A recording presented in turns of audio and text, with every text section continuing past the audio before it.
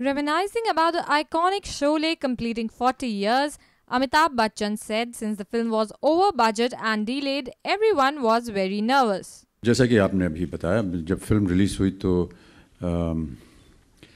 जितनी आशाएं थी वो उसके मुताबिक नहीं चली और थोड़ी सी घबराहट भी हुई क्योंकि ये बहुत ही बड़ी फिल्म थी, कई सालों से बन रही थी, बजट से ऊपर चली गई थी और शायद ये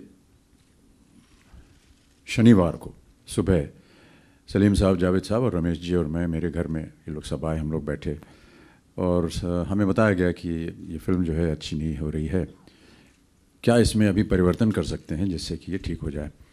तो बहुत सा ऐसा लोगों को लगा और जो चर्चा हुई हमारे आपस में वो ये था कि शायद लोग इस बात से नाखुश हैं कि मेरी मृत्यु हो जाती है उसमें। शोले की कहानी में बहुत सारे ऐसे अंश थे जो कि मोहक थे हमारी जितनी भी जनता है। एक जो उसका एक दृष्टिकोण था वो ये कि विडो रिमैरिज, और तो ये लगा कि जहाँ पर एक ऐसा समा बन रहा है जहाँ पर हो सकता है कि एक विधवा का दोबारा जीवन जो है वो संवर जाए, वो भी आपने उसको हटा दिया। जनवरी की उसी वर्ष में दीवार रिलीज़ हुई थी और उसमें मेरी मृत्यु हो गई थी, तो उन्होंने कहा दोबारा इसको मार के इसको जीवित रखो और ये तय हुआ कि चलिए इसको जीवित कर देते हैं।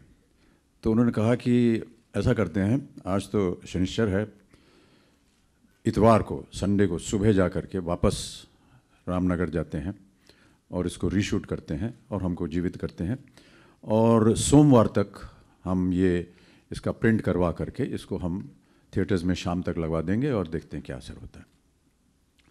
ये तय हो गया। उन्होंने कहा कि बजाय इसके कि जितना इक्विपमेंट वगैरह है सिनेमा का यहाँ से जाए, वो चेन्नई से, मद्रास के पास से मंगवा लिया। उनको शायद आदेश भी दे दिया कि अपना जितना भी सामान है उसको चलाना शुरू कीजिए। और फिर जैसे जैसे हम लोग की ये बातचीत ख़त्म हुई और गेट तक पहुँचे सब लोग, तो जा रहे थे घर, निर्णय हो चुका था। फिर रमेश जी ने ऐसे ही मुड़ के कहा, यार सोमवार तक देख लेते हैं क्या होता है, और अगर तब भी कुछ गड़बड़ हुआ तो फिर अब नियति है, अब क्या कर सकते हैं उसका। सोमवार को जो हुआ वो फिर अद्भुत हो गया। Also the fact that, which is a known fact, that, you know, we get poetic justice within 3 hours. You and me will not get poetic justice in a lifetime, perhaps several lifetimes. But these are some of the factors. I just feel that